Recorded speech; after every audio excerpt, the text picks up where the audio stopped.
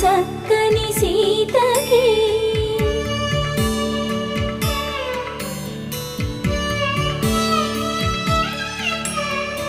ఎర్ర జాబిలి చేయి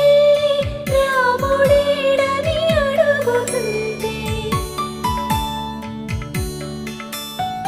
చూడలేదని పెదవి చెప్పే చెప్పలేమని కనులు చెప్పే నల్ల పూసైన